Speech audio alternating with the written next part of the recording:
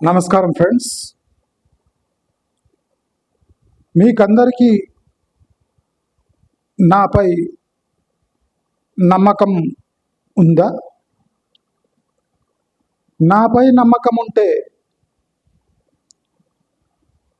నేనంటే మీకు రెస్పెక్ట్ ఉంటే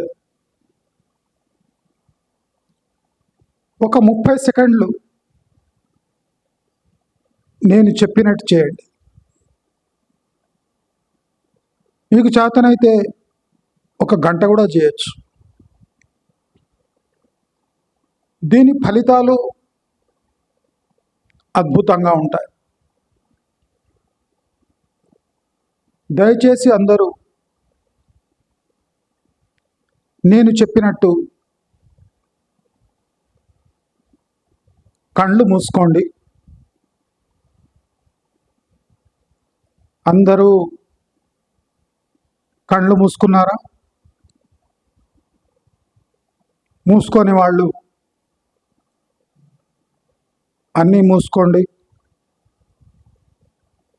అంటే కళ్ళు మూసుకున్నారా? ఇప్పుడు మీలో మీరు తొంగి చూసుకోండి.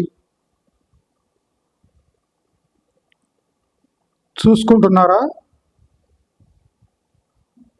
మీలో మీరు తొంగి చూసుకుంటున్నారా? తొంగి చూసుకున్నాక నాతో పాటు ఇలా అనండి: ఓ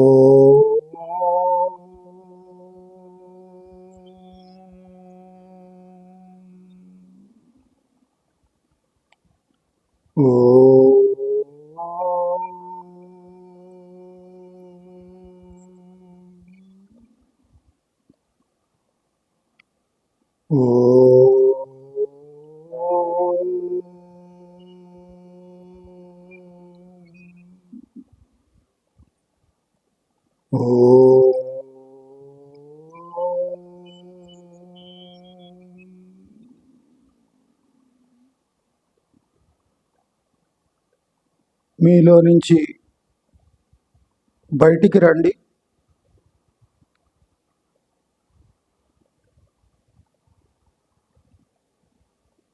మీకేమనిపించింది? ఏమనిపించలేదు కదా? ఇక కళ్ళు తెరవండి, ప్రపంచాన్ని చూడండి. ఇలా చేస్తే మీకేం దక్కదు. ప్రశాంతత మెడిటేషన్ వల్ల రాదు. ప్రస్తుత జీవితంలో, ప్రపంచంలో ఇప్పుడు నేను చెప్పిన ప్రొసీజర్ వల్ల మీకు క్షణిక రిలీఫ్ కలిగి ఉంటుంది.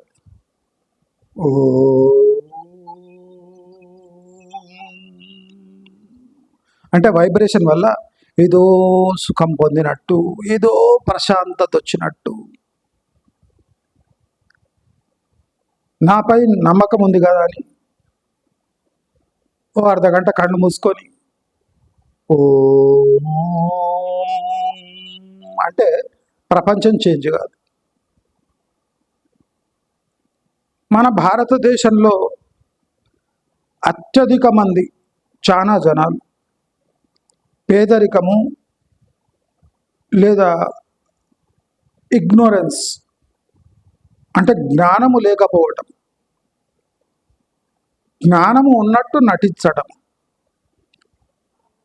ఇలా చేస్తున్నారు. అంటే దానికి కారణము అసందర్భమైన పనులు చేయటం.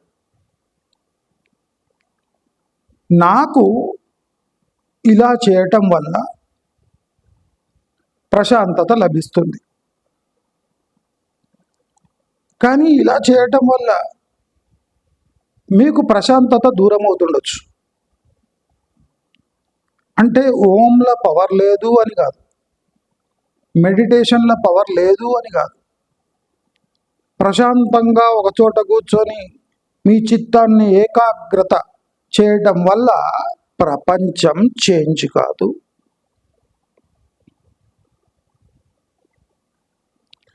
మనం ప్రపంచంతో ముడిపడ్డ వ్యక్తులం. మనం ప్రపంచంలో ప్రశాంతత ఎదుగుతాం. ప్రాబ్లం సాల్వ్ కావడానికి మనం ప్రయత్నిస్తూ ఉంటాం. కానీ ఈ ప్రాబ్లమ్స్ ఎక్కడ జనరేట్ అవుతున్నాయి? ప్రపంచం వల్ల జనరేట్ అవుతున్నాయి. మనకు ప్రాబ్లం అంటే బయటి వ్యక్తుల నుంచి అన్యాయం. మనకు ప్రాబ్లం అంటే బయటి వ్యక్తుల నుంచి అన్యాయం. మనం లోకంలో ఏమి కోరుకుంటామో లోకం మనకు తిరిగి ఇవ్వటం లేదు. మోసం. చాలామంది ప్రశాంతత కోసం మెడిటేషన్ ఒక మార్గము, భక్తి ఒక మార్గము, ఎవరి లేని చోట కూర్చొని ప్రశాంతంగా గడిపితే మన మనసు కుదుట పడుతుంది. మనకు మార్గాలు అంటే తెలుస్తాయి. మనం గమనిస్తే ఇవన్నీ ప్రాక్టికలీ నిజమే అయితే 98% మందికి అసలు ప్రాబ్లమ్స్ ఉండవు. కరెక్టా? ఈ మెడిటేషను, ఈ భక్తి, ఈ దాన ధర్మాలు, ఈ జాతకాలు, ఈ వాస్తులు, ఈ ప్రేమ, వాత్సల్యము, సేవ, వీటి వల్ల ప్రజలకు మంచి జరుగుతుందా? వాళ్ళ జీవితాల్లో మార్పు వస్తుందా? నా ప్రకారం జీవితం నుంచి పారిపోయి అంటే జీవితాన్ని కొంతసేపు పక్కన పెట్టడానికి ఇవన్నీ పనికొస్తాయి. ప్రాక్టికలీ మన జీవితం మారదు. ఇది కఠోరమైన సత్యము. ఎవడు నమ్మడు, కానీ అందరూ ఆచరిస్తారు ఇవి. ఒకడి అలవాట్లు బాగుండవు, వాడు పొద్దున్న లేచి యోగా పోతాడు. ఒకడు రోజంతా బండబూతులు తిడతాడు, పొద్దున్న లేచి మెడిటేషన్ చేస్తాడు. వాడు అందరికి షటకోపం పెడతాడు, పొద్దున్న లేచి గుడికి పోయి వస్తాడు రెగ్యులర్గా. అంటే మన కర్మకు మనం ఆశకు ఏ లింక్ ఉండదు. అందరికి ఏం కావాలంటే కళ్ళు మూసుకోవాలి. అందరు కళ్ళు మూసుకోండి అనగానే కళ్ళు మూసుకుంటాం. అందరూ అబ్బా ఏముంది, నిజంగా ఏమో అయినట్టు అవుతుంది, ఏమో అయినట్టు అవుతుంది అంతే. నీలో ఏ మార్పు లేదు. మనము ఇన్స్పైర్ అవుతాం. అందరికీ దీంతో బాగా జరుగుతుంది, మంచి జరుగుతుంది, మనం కూడా దీనికి వెళ్ళి చూద్దాం. మన కోటి దేవతలను పక్కన పెట్టి సాయిబాబా అప్రోచ్ అయితే సాయిబాబా తక్కువ టైంలో మంచి రిజల్ట్ ఇస్తాడట. మరి ట్రై చేద్దామా? మన కోటి దేవతలకే చేత కాంది సాయిబాబా చేస్తాడా? సాయిబాబా చేయడు. మీ ఓపిక, సహనము, మీ ఆతృత, మీకు ఎనలేని ప్రేమ, భక్తి, అది అవుతున్నట్టు అనిపిస్తుంది అంతే. ప్రాక్టికల్ చూస్తే ఏ దేవత ఏం చేయడు. ఏదైనా మంచి జరిగితే మనం ఆపాదిస్తాం. నేను ఈ గుడికి పోయిన కారణంగా మహిమల గల తల్లి ఆమె కనుక నేను ఇప్పటి నుంచి ఈ దేవతను ఆరాధిస్తాను.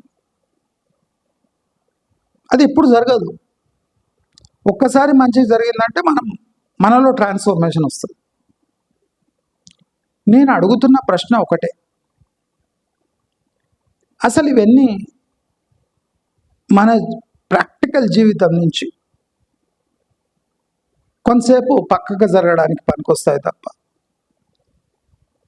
ప్రాక్టికల్ లైఫ్లో ఇవన్నీ అంటే ప్రాబ్లమ్స్ సాల్వ్ చేయవు. ఇది చాలా కఠోరంగా అనిపిస్తుంది మీకు అంతా, ఎందుకంటే మీరంతా మంత్రాలు, తంత్రాలు, పూజలు, పురస్కారాలు ఇవన్నీ చేస్తూనే ఉంటారు కదా. అయినా 99% మందికి ప్రశాంతత ఉండదు. ఎందుకు ఉండదు? వాళ్ళకేం పెద్ద లైఫ్లో టార్గెట్స్ కూడా లేవు.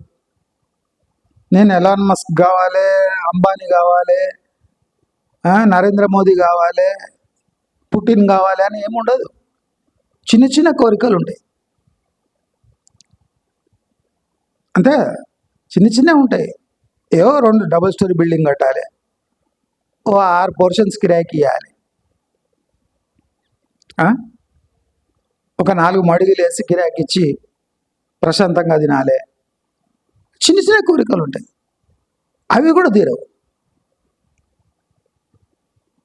ఎందుకు తీరవు?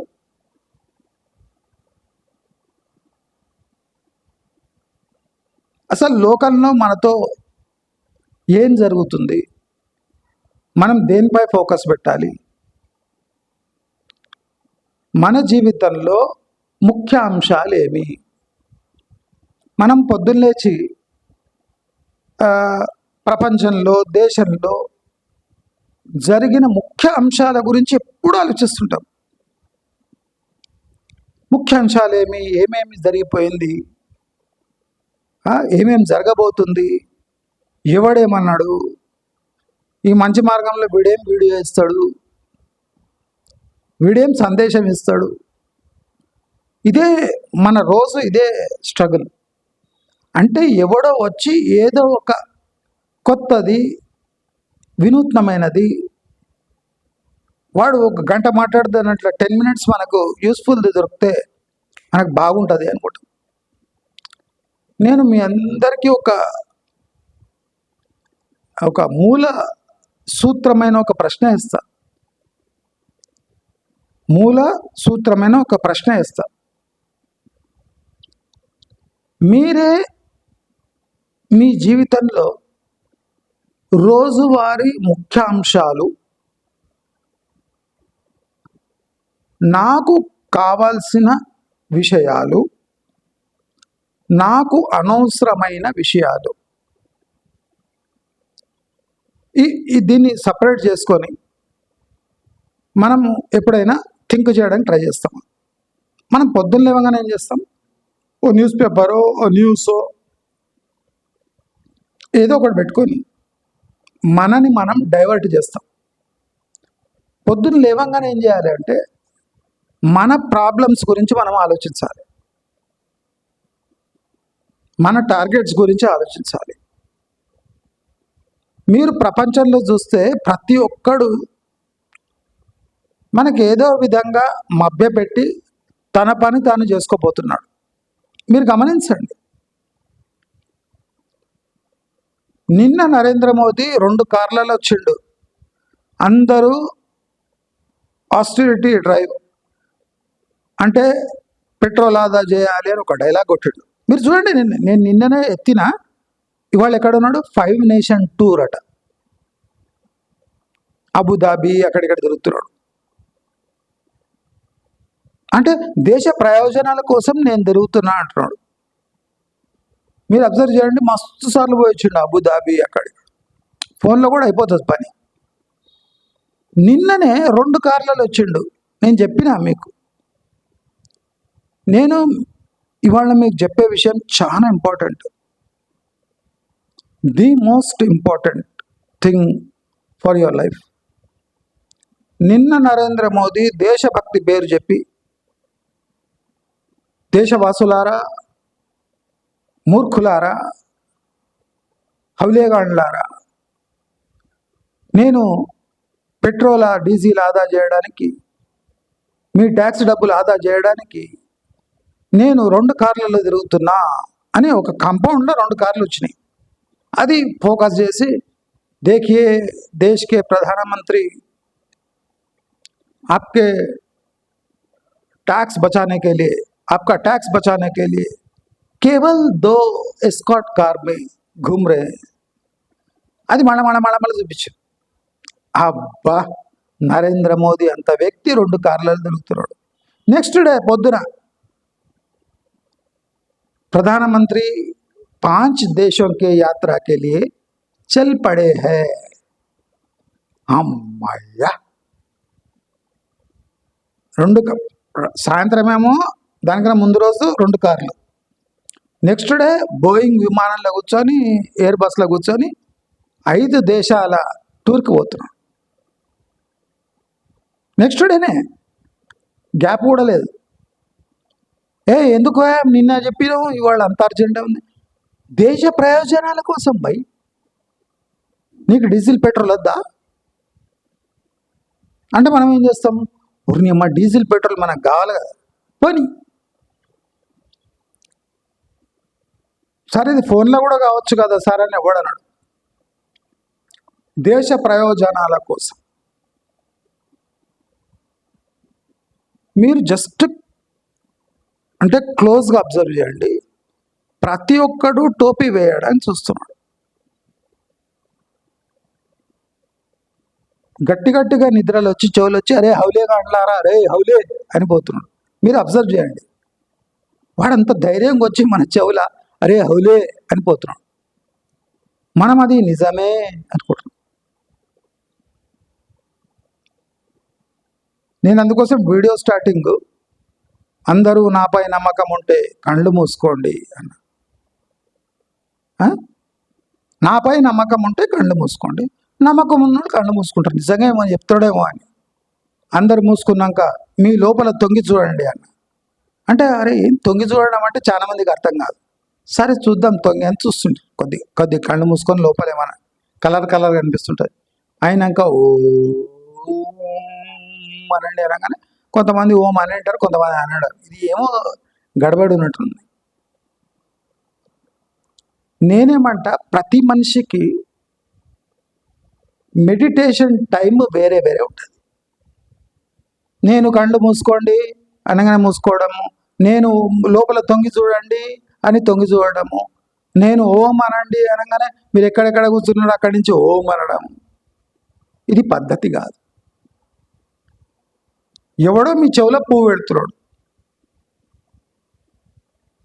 మీకు ప్రొసీజర్ బాగా అనిపిస్తుండొచ్చు, కళ్ళు మూసుకోవడము, లోపల తొంగి చూడడము. ఇండియాలో చాలా మందికి అస్సలు అంటే ఏ టైంలో మీ కళలు ఫలించబోతున్నాయో ఆ టైంలోనే మెడిటేషన్ చెప్తాడు. అంటే కర్మ ఎప్పుడు చేయాలనో అప్పుడు మెడిటేషన్ చేస్తాం, ఎప్పుడు మెడిటేషన్ చేయాలనో అప్పుడు కర్మ చేయడానికి పోతాం. అందుకోసం 2 ఫెయిల్ అవుతాయి.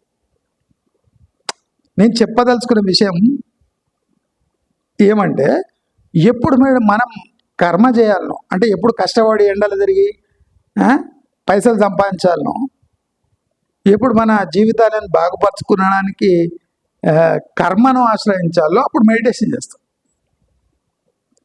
పొద్దున లేవంగానే ఫ్రెష్గా కళ్ళు మూసుకొని అంతర్ధ్యానమై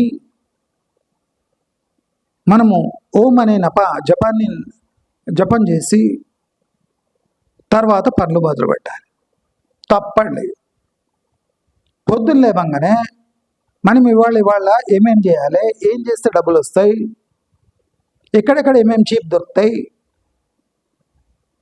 ఎవరెవరితో ఏమేమి మాట్లాడాలి, ఇవాళ ఉన్న ప్రాబ్లం ఏమి, రేపు ఉన్న ప్రాబ్లం ఏమి, వారం ఉన్న ప్రాబ్లం ఏమి, నెల అయినాక ప్రాబ్లం ఏమి రాబోతుంది, ఏ కిస్తీలు కట్టాలి, సంవత్సరం తర్వాత మన పిల్లల భవిష్యత్తు ఏంది, వాళ్ళ అడ్మిషన్ ఎక్కడ, దానికోసం డబ్బులు ఎలా జమ చేయాలి, రేపు కూతురు పెళ్ళి ఉంది ఆమె కోసం ఎలా ఆదా చేసుకోవాలి, ప్రస్తుత పరిస్థితి ఏమి, ఎవడేం చదువుతున్నాడో లేదా, మన ఆస్తి మనకు దక్కుతుందా లేదా, మన ప్లాట్ అమ్ముడు పోతలేదు, మన దగ్గర ఉన్న గోల్డ్ తాకట్టు పెట్టాలన్నా వద్దా? నిన్న ఎవడు మనకు అన్యాయం చేసిండు, రేపు ఎవడు అన్యాయం చేయడానికి వస్తున్నాడు. పొద్దున్న లేవంగానే మనం ఇదే ఆలోచించాలి. మనల్ని సన్నాసులు చేసి పొద్దున్న లేవంగానే ఫ్రెష్ మైండ్తో ధ్యానంలోకి కూర్చొని మనము మన అంతర్లో లీనమై కొన్ని నామాలు జపిస్తూ అదొక గంట చేసినాక బయటికి వచ్చి ఆలోచించాలి. అప్పటివరకు మన మైండ్ అంతా కామ్ అయిపోయి ఉంటుంది.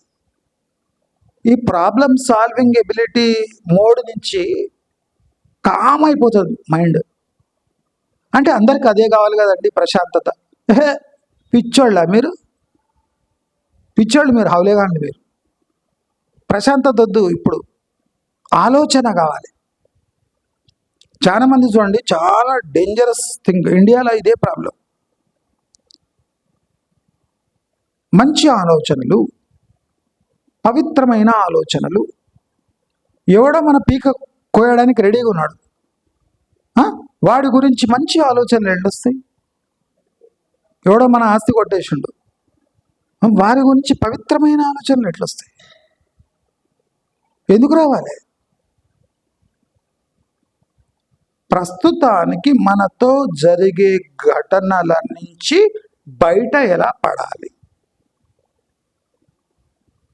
ఇదే మెడిటేషన్. ఆకలి అవుతుంటే అన్నం ఎలా వండుకొని తినాలి, ఇది ఫస్ట్ ప్రాబ్లమ్ సాల్వ్ చేసే థింగ్. నాకు పొద్దున ఆకలి అవుతుంది, నేను ఇడ్లీ బయటని తెచ్చుకోవాలన్నా, లోపల చేసుకోవాలన్నా, లేదా బిస్కెట్ తినాలన్నా, పాలు బ్రెడ్ తినాలన్నా, ఎలా నా ఆకలిని తీర్చుకోవాలి?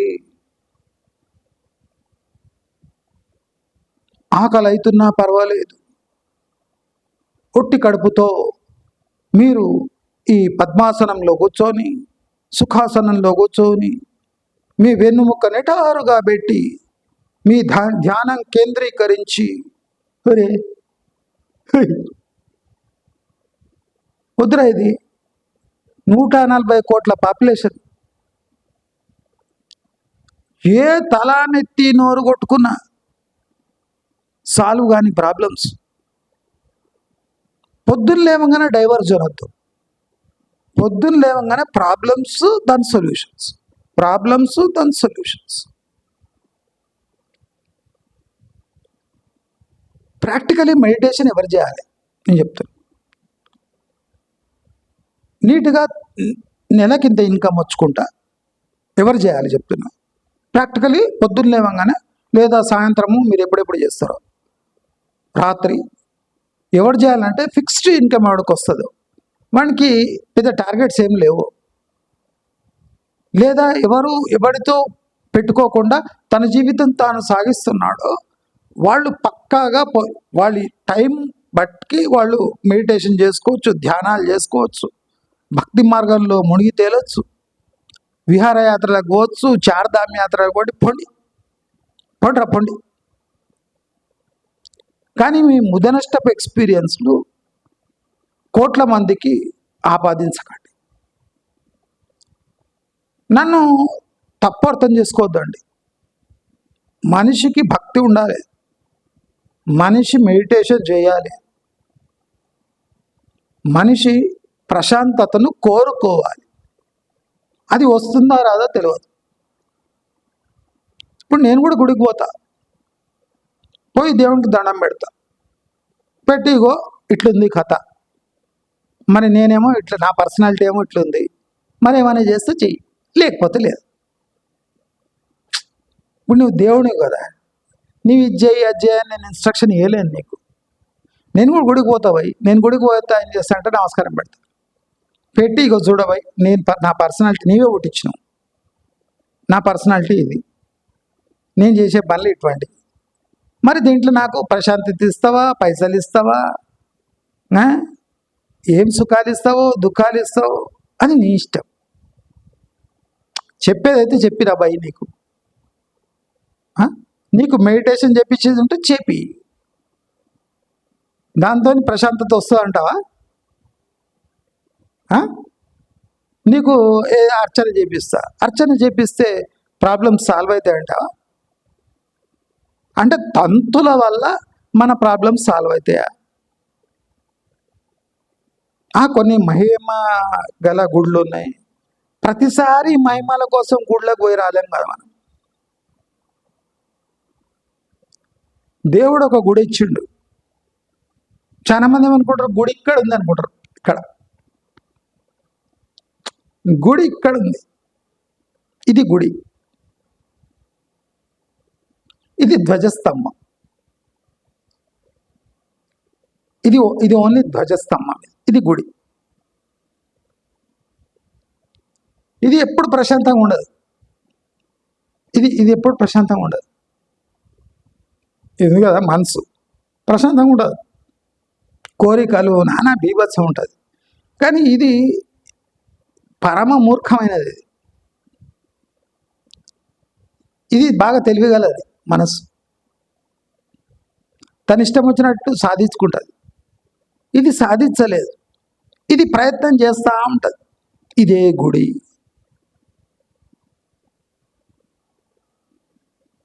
నీకు కళ్ళు మూసుకోవాలి ఎప్పుడు అనిపిస్తే అప్పుడే మూసుకోవాలి.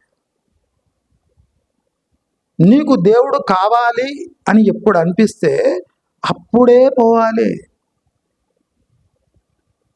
రోజు పొద్దున్న లేచిపోయి దేవుడిని డిస్టర్బ్ చేయొద్దు. బాగానే ఉన్నావు, ఎందుకు వచ్చినావు బే అంటాడు దేవుడు. ఇట్లా అంటాడు దేవుడు. ప్రాక్టికల్గా చూస్తే మనకు బూతులు ఇప్పుడు వస్తున్నాయి, కానీ దేవునికి ఇంకా మస్తు బూతులు వచ్చు. మనకే వచ్చంటే దేవునికి రా. ఏం రా పొద్దున్న లేచి పని లేదురా నీకు? 2 చేతులు కాళ్ళు బుర్రు ఇచ్చిన మళ్ళీ వస్తావు, కాళ్ళు చేతులు కడుక్కుంటూ అర్చన చేపిస్తూ గంట టంగాన్ని కొడుతావు. ఎందుకు వస్తారా మీరు? మీకు అవసరం వచ్చినప్పుడు,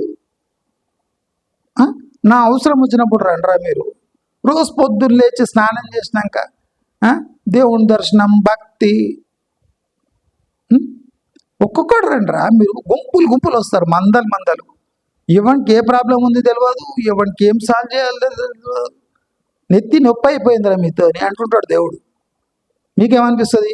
అట్లా నిలబడి అట్లా ఏం చేయలేడు పాపం దేవుడు కూడా.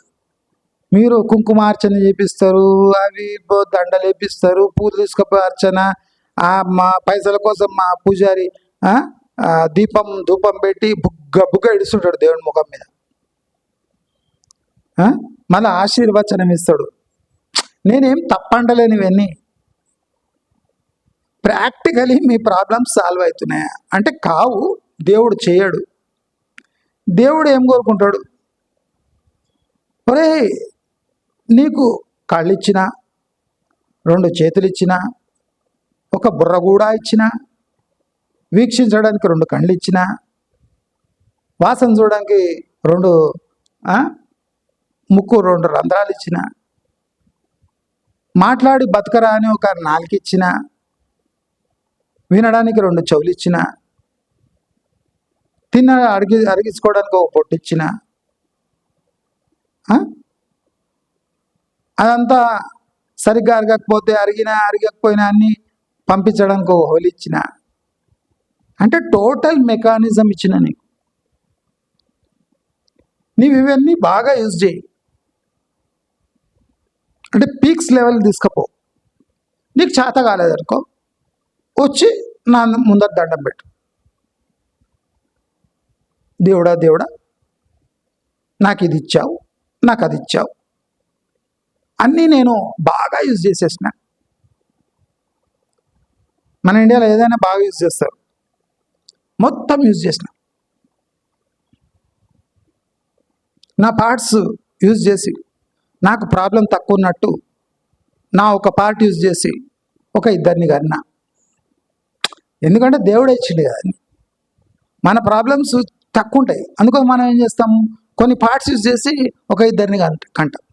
అది కన్నా. ఇప్పుడు నేను నా గురించి కాకుండా ఆ 2 గురించి ఆలోచిస్తున్నా. మరి ఏమంటావు నువ్వు? దేవుణ్ణి అడగండి, తప్పలేదు. ఎప్పుడు మొత్తం మీద అన్నీ యూజ్ చేసేసి మీ మంచితనం ఒక పీక్స్లో పోయి ఆ? నేను ఇంత మంచిగా ఉన్నా నేను ఎవరిని ఏమనలే,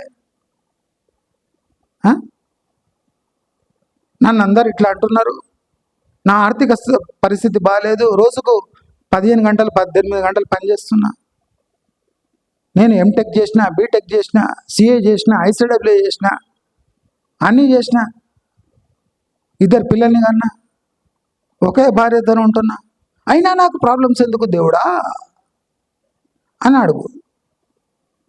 దేవుని దగ్గర ఎప్పుడు పోవాలంటే మొత్తం రుద్దేసి ఇంకా చేతగాక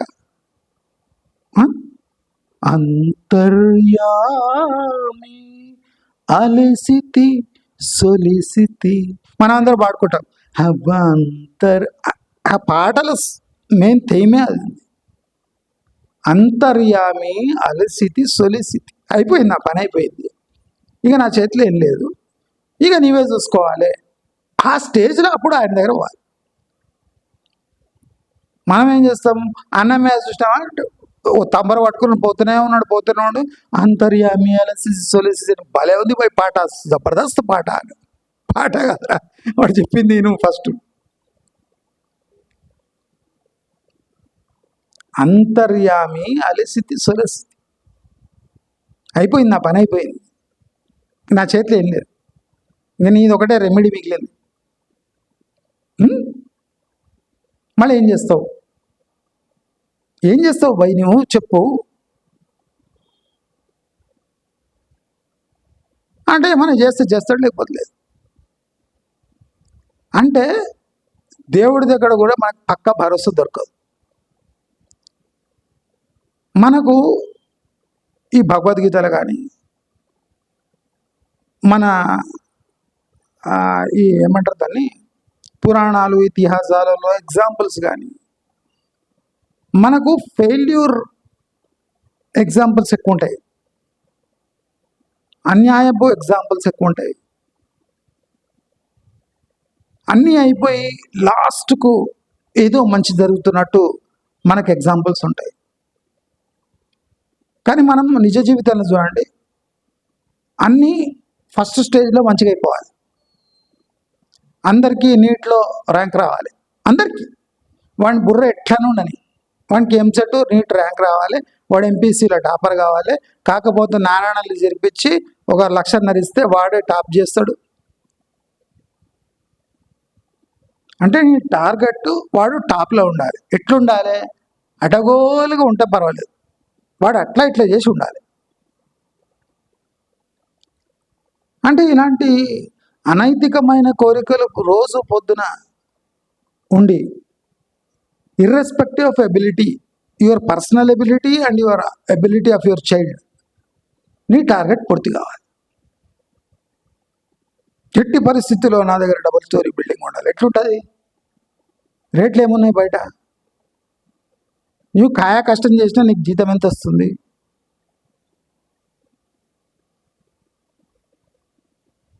నువ్వేం పని చేస్తున్నావు, నీ జీతం ఎంత, నీ చేతిలో మొబైల్ ఫోన్ విలువైంది,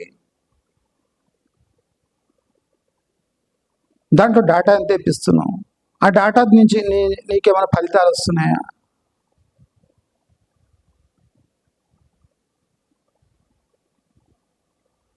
నువ్వు ఒక కొత్త వాహనం కొని పాత వాహనం ఇచ్చేసి పాత వాహనానికి ఏమైంది, దానికి దురద పుట్టిందా, నీకు దురద పుట్టిందా? వద్దు, పాతది అయిపోయింది, నేను కొత్తది. అరే పాతది ఏం ప్రాబ్లం ఉంది దాంతో, కొత్తది ఎందుకు కొంటున్నావు? 10 మంది చూస్తుండ్రు పాతగా అయిపోయిందని కొత్తది కొంటున్నావా? నువ్వు గమనించు, నువ్వు కూడా పాతగా అయిపోయినావు. మరి దేవుడు కూడా అనుకుంటాడు కదా, పాతదాన్ని వాడేసి కొత్తది ఇద్దామని. ఇప్పుడు నీవెట్లా అనుకుంటుంటాడు, వేరేవాడు కూడా అనుకుంటుంటాడు, పాతగా అయిపోయింది అమ్మ ముసలోడు, వీడు డైరెక్ట్గా పోతే బాగుండు అంటే నీవు థింక్ చేస్తే అది రెవల్యూషన్, వేరేవాడు చేస్తే అది అన్యాయం. నేను ఎప్పుడు మా బాబుకు చెప్తుంటా, ఒరే నువ్వు ఏం చదువుతావు, ఏ సబ్జెక్ట్ చదువుతావు, ఏ కోర్సు తీసుకుంటావు, ఏం చేస్తావు, ఇది ఇర్రెలవెంట్ నాకు ఒకటి ఎట్టి పరిస్థితిలో భయపడకుండా ఏడవకుండా బతకగలవా, ఆ సామర్థ్యం నీలో ఉండాలి. నీవేం నేను చదవను, ఇంటర్ అయినాక చదవనంటే విడిచిపెట్టేసి, నేను ఒక డిఫరెంట్ టైప్ ఆఫ్ పర్సన్. నేను మా బాబుకి అదే చెప్పిన, తెలివిని ఇది గోల్డెన్ టైం. అసలు మన టైము, ఈ నెక్స్ట్ జనరేషన్ ఇవన్నీ చూస్తే ఇది గోల్డెన్ టైం. పిల్లలకు వాళ్ళు తెలివితేటలు యూజ్ చేసుకుంటే అంటే పీక్స్లో వెళ్ళిపోవచ్చు వాళ్ళు. నేను అందుకోసం ఎప్పుడు నేను మా బాబుకు ఎలాన్ మస్క్, ఈ మన జుకర్బర్గ్, లేదా మన అమెజాన్ ఈయనది, లేదా మన చైనీస్ అలీబాబా ఆయనది, అంటే ఇలాంటి పొలిటీషియన్స్ చూపాను. నేను హిస్టరీలో కూడా కొంతమంది గ్రేట్ పీపుల్, హిట్లర్, అంటే ఒక మనిషి అనుకుంటే ఏమైనా చేయొచ్చు. వాడెవడో గ్రేట్ ఉన్నాడు. ఇప్పుడు ఎలాన్ మస్క్ ఇప్పుడు ఒక టాప్ సెలబ్రిటీ, రిచెస్ట్ పర్సన్. దానికన్నా ముందు వారన్ బఫెట్ ఉండే, వీళ్ళు ఉండే, ఒరాకల్ చీఫ్ ఉండే. చేంజ్ అవుతూ ఉంటారు, కింద మీద వస్తూ పోతూ ఉంటారు. మొన్నటి రోజు జెఫ్ బెజోస్ ఉండే. నేనేమంటే మనం అంతవరకు ఎదుగుతాము అనే పిచ్చి టార్గెట్ పెట్టుకోవద్దు. ఒక మనిషి ఏదైనా అచీవ్ చేసిండంటే ఆయన లైఫ్ స్టైల్ ఎట్లుంటుంది, ఆ లైఫ్ స్టైల్ అచీవ్ చేయడానికి ఆయన ఎట్లా స్టార్ట్ చేసిండు. నేను ఏ ప్రెషర్ అయ్యాను, నువ్వు చదివాను అంటే విడిచి ఏం చేస్తావు చెప్పు. ఇప్పుడు చదివాను అంటే ఫుల్ స్టాప్, ఎడ్యుకేషన్కి full stop, okay full stop పెట్టాయి. నెక్స్ట్ ఏముంటుంది, డబ్బు సంపాదన ఉంటుంది. ఎడ్యుకేషన్కి ఫుల్ స్టాప్ పెడితే నేను లలిత కళల్లో నేను ఇంకా 30 ఏళ్ళు గడపదలుచుకున్నాను నాన్న అంటే, సారీ నా దగ్గర అంత డబ్బు లేదు అని చెప్పేస్తాను. మా బాబు నేను ఇంటర్ తర్వాత చదువు వదిలేసి దేశ భ్రమణ చేయదలుచుకున్నాను, అన్ని గుళ్ళను గోపురాలను సందర్శించి ఒక 20 ఏళ్ల వరకు నేను దేశం మొత్తం తిరగదలుచుకున్నాను నాన్న అంటే, ముద్ద మూసుకో అని చెప్తాను. ఇంటర్ తర్వాత నేను చదివాను అంటే నెక్స్ట్ డబ్బు సంపాదన. నువ్వు పానీపూరి బండి పెడతావా, సమోసాలు అమ్ముకుంటావా, లేదా ఏదైనా వ్యాపారం పెడతావా, లేదా ట్రేడింగ్ చేస్తావా, ఏం చేస్తావు? స్పష్టత. పౌల్ట్రీ ఫామ్ పెట్టుకుంటావా, 2 బర్రెలు పెట్టుకొని పాలు పితుక్కుంటావా, పితుక్కో, ఏం తప్పలేదు. ఫుల్ స్టాప్ ఒక చోట పడ్డాక నెక్స్ట్ అక్కడి నుంచి ఏం చేస్తావు, ఇది క్లారిటీ ఉండాలి.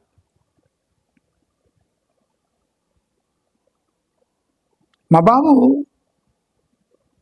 అంటే జస్ట్ యూకేజీ, ఎల్కేజీ యూకేజీ ఒక 40 ఇవన్నీ చెప్తాడు, మంత్రాలు గింత్రాలు, బజరంగ్ బాణం, హనుమాన్ చాలీసా, ఎల్కేజీ యూకేజీలోనే మొత్తం శివతాండవ స్తోత్రం వస్తుంది వాడికి. అంటే ఆ ఫేజ్లో 40-50 నేర్చేసుకున్నాడు. మరి ఇప్పుడు నేర్చుకోరా అంటే ఒప్పుకోలేదంట. నేను టోటలీ యాక్సెప్ట్ చేసుకుంటాను. అప్పుడున్న డెడికేషన్ ఇప్పుడు ఉండదు. అప్పుడు నేర్చుకున్నావు కదరా, సిగ్గు లేదురా, ఇప్పుడు నేర్చుకోవడానికి ఏమైందిరా అన్నాను నేను. ఇప్పుడు ఏం నేర్చుకోవాలి? ఇప్పుడు ఏ ఫేజ్ వచ్చేసిందంటే నేను ఎలా బతకాలి, నా కెరియర్ ఎలా సెట్ చేసుకోవాలి, రేపు నేను ఏం చేయదలుచుకున్నాను, ఇది ఆలోచించాలి. నేను ఎన్ని మంత్రాలు నేర్చుకున్నా, నేను ఎన్ని తంత్రాలు నేర్చుకున్నా, ఇంకో 50 మంత్రాలు సైడ్గా నేర్చుకో, తప్పలేదు. నువ్వు చిన్నగా ఉన్నప్పుడు అన్ని మంత్రాలు నేర్చుకున్నావు, ఇప్పుడు ఎందుకు నేర్చుకుంటలేవు? అప్పుడు నేర్చుకున్నావు, అయిపోయిందా? నీకు ఇంట్రెస్ట్ లేదా? ఇడిచేయి. నీకు ఇప్పుడు ఏం చేయబుద్ధి అవుతుంది? అదే చేయి. డబ్బులు తక్కువ వచ్చినా చేయి, కానీ డబ్బులు అవసరం ఉన్నప్పుడు ఏం చేయాలి అది చేయాలి. నీకు ఇప్పుడు డబ్బులు తక్కువ వస్తున్నాయి, ఇది చేయబుద్ధి అవుతుంది, చెయ్యి. ఎక్స్పెరిమెంట్ చేసుకో.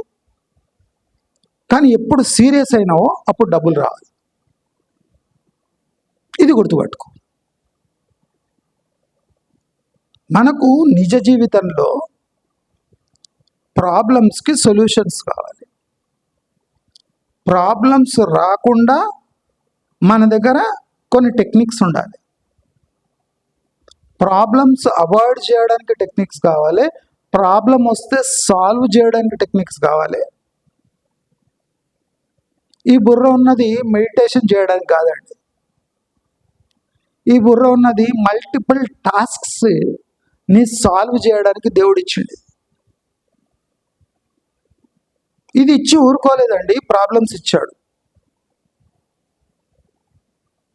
దేవుడు చాలా కొంటేవాడు.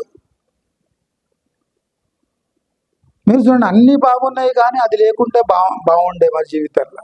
అదే జీవితం అంటేనే ఆ మెలక పెట్టింటాడు. డబ్బు ఇస్తే ఆరోగ్యం ఇవ్వడు, ఆరోగ్యం ఇస్తే డబ్బు ఇవ్వడు.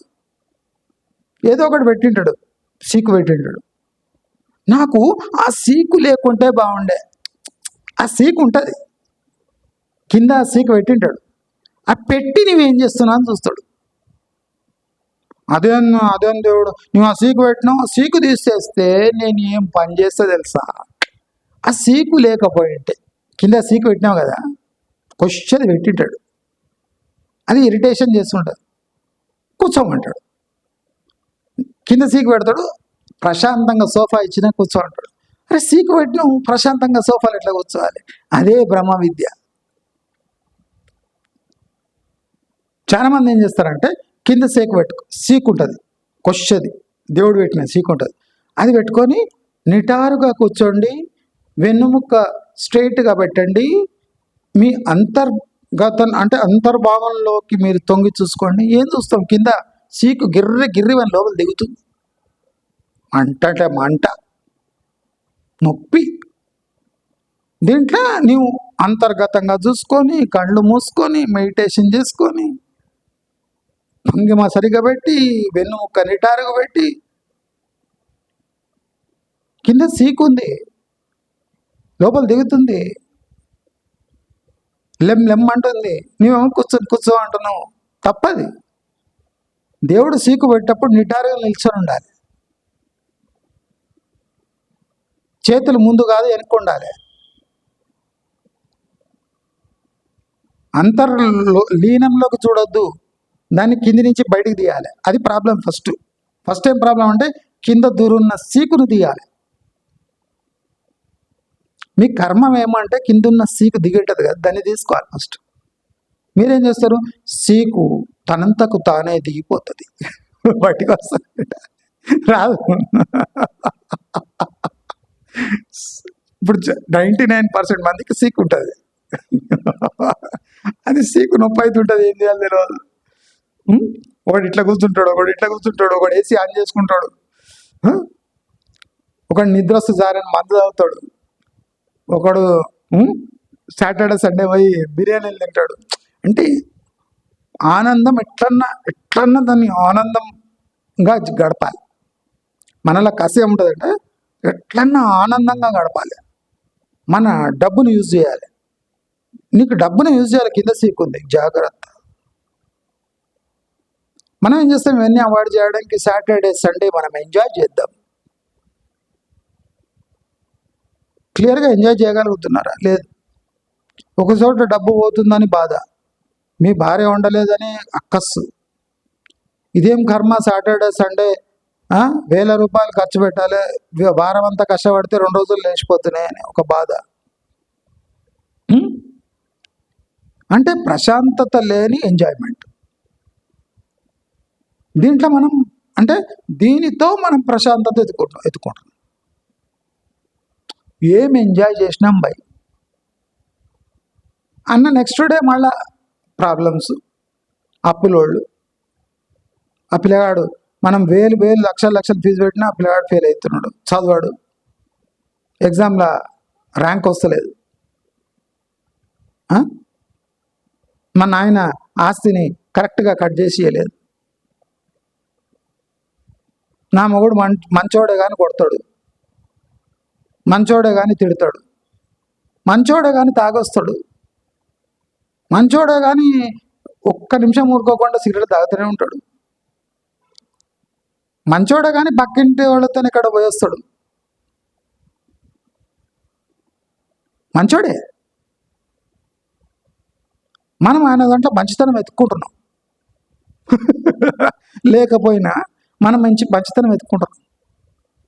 భార్య అంటే ఇట్లే ఉంటుంది. భార్య అంటే ఇట్లే ఉంటుంది.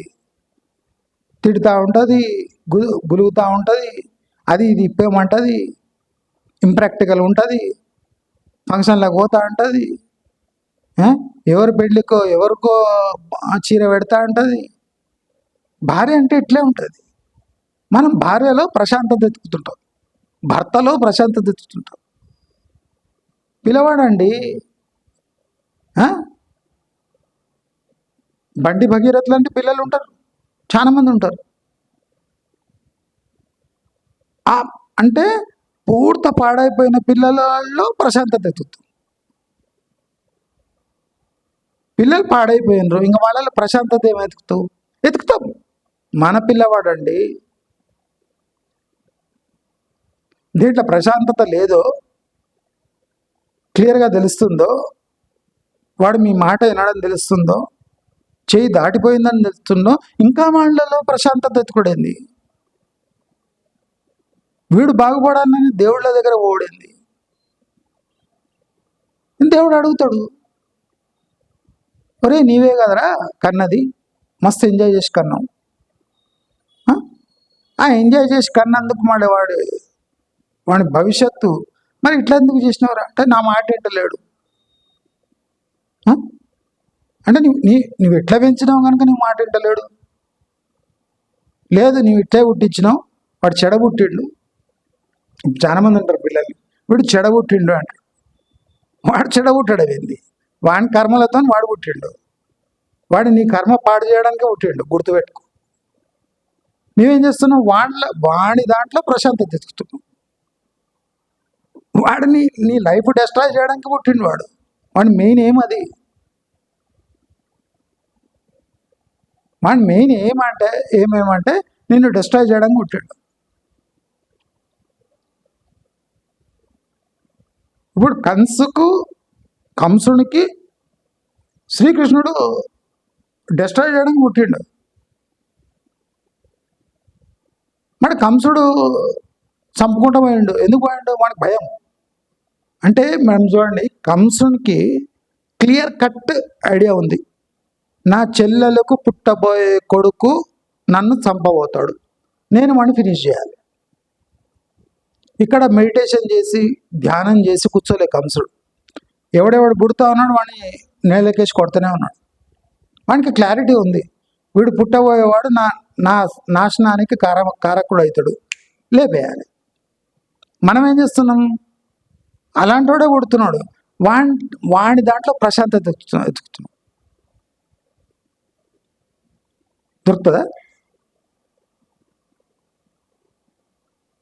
వాణి ఏమే మనకు మనశ్శాంతి లేకుండా చేయడం. మనం ఏం చేస్తున్నాం, వాడిలో ప్రశాంతత ఎత్తుకుతాం, వాడిలో చేంజెస్ ఎత్తుకుతాం. వాడు చేంజ్ కావాలి, వాడు పిచ్చోళ్ళారా. ఇప్పుడు మందు తాగేసి ఈ మందు నాకు ఔషధంలా పనిచేయాలి, మాల్ట్ విస్కీ లోపల పోయి ఔషధంలా పనిచేయాలి, ఓల్డ్ మాంక్ లోపల పోయి నాకు ప్రశాంతత చేకూరాలి, నా లివర్ మంచి బాగుపడాలి, కింగ్ ఫిషర్ స్ట్రాంగ్ దాగి నాకు ఆరోగ్యం చేకూరాలి, సిగరెట్ పొగ లోపల పోయి నా లంగ్స్, నా మనసునంతా ప్రశాంతంగా తయారు చేయాలి.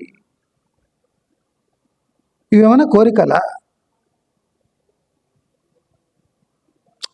ఇవన్నీ కోరికలు కావు ఇవి. ఆలోచించండి.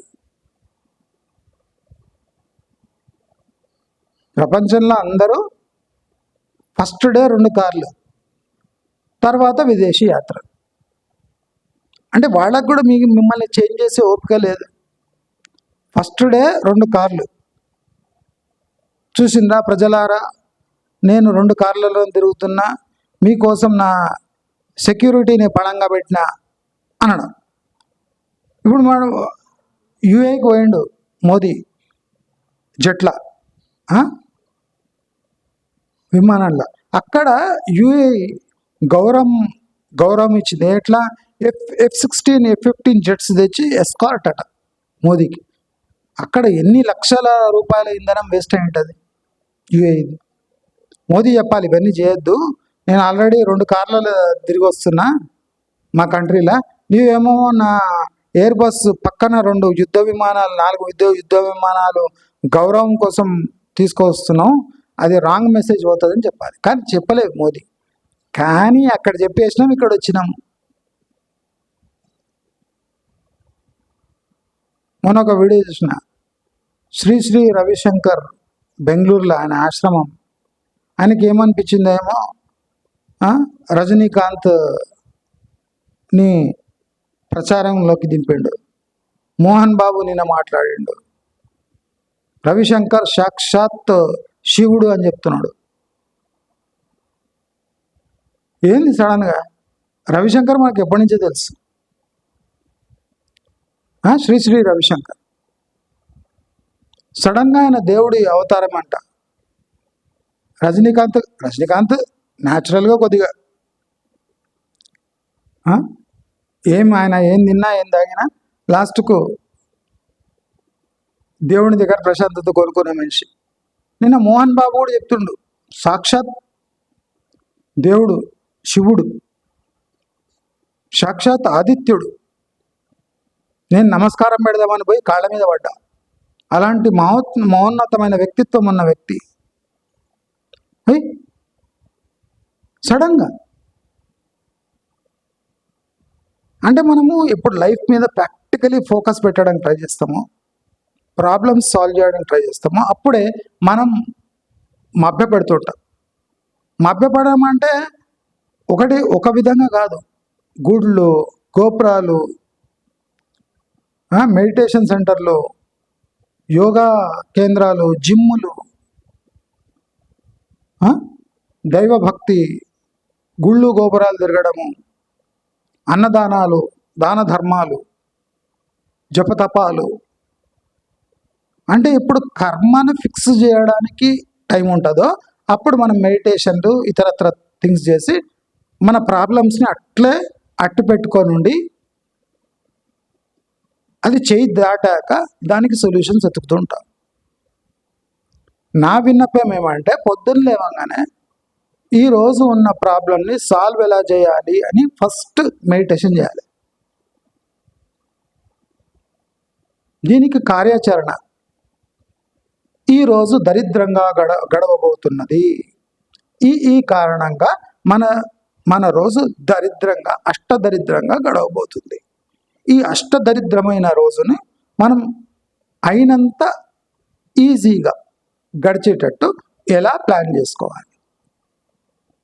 చాలామంది ఏం చేస్తారు, ఈరోజు నాకు బ్రహ్మాండమైన రోజు, దేవుడు నన్ను పొద్దున లేపి ఒక కొత్త పునర్జీవం ఇచ్చిండు, సో దేవునికి దండం పెట్టి, భూమాతకు దండం పెట్టి, దేవుడా ఈరోజు మంచిగా పోని అని కోరుకుందాం. ఆల్రెడీ ఫిక్స్ అయిపోయింది, దరిద్రపు కొట్టు జన్మ అని ఫిక్స్ అయిపోయింది. ఇంకా నీవు భూమాతకు మొక్కి, దేవుణ్ణి మొక్కి, ఈరోజు నాకు మంచిగా కావాలి అని కోరుకున్న మాత్రాన జరిగితే నీవు మానవుడివి కాదు, దేవుడివే. ఈరోజు దరిద్రంగా గడవబోతుంది, నా జీవితంలోని అష్టదరిద్రమైన రోజు ఇది అని పోతే ఆ రోజు ప్రశాంతంగా గడిచింది అనుకోండి, ఫుల్ ఎంజాయ్. నేను పొద్దున్న లేవగానే అష్ట దరిద్రమైన రోజు అనుకున్నా, కానీ ఏంది ఇంత ఈజీగా వెళ్ళిపోయింది. దేవుడా నాకు ఇంత మంచి రోజు ఇచ్చావు అని పడుకునేటప్పుడు నమస్కారం పెట్టుకో. అబ్బో పొద్దున్న లేవగానే దరిద్రం అనుకున్నా, వాడు అప్పులోడు వస్తాడు అనుకుంటే రానే లేదు. Full enjoy. అప్పులు తీరలే, కానీ అప్పుడు రాలే ఇంటికి.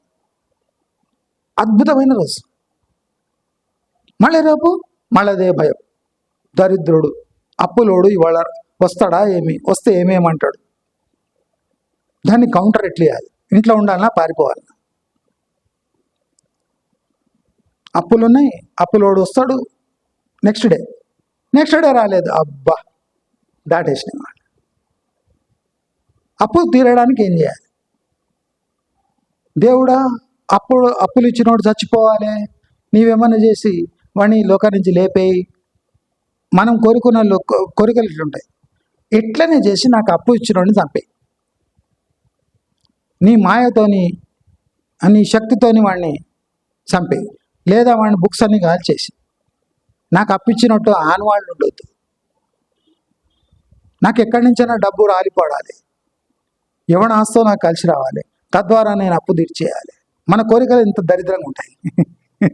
దీనికి మనకు జన్మ అంటే జీవితంలో ప్రశాంతత కావాలి. ఇవన్నీ సాల్వ్ అయిపోవాలి. ఎవరు చేయాలి? దేవుడు చేయాలి. ఎట్లా చేయాలి? కళ్ళు మూసుకోండి. అంతర్గతంలో మీరు తొంగి చూడండి. ఓంలో అంతా ప్రపంచ శక్తి అంతా ఓంలో ఉంది. ఓం అనండి. ఇది సొల్యూషన్ కాదు. ఓంలో శక్తి ఉంది, ప్రపంచంలో శక్తి ఉంది, దేవునికి శక్తి ఉంది.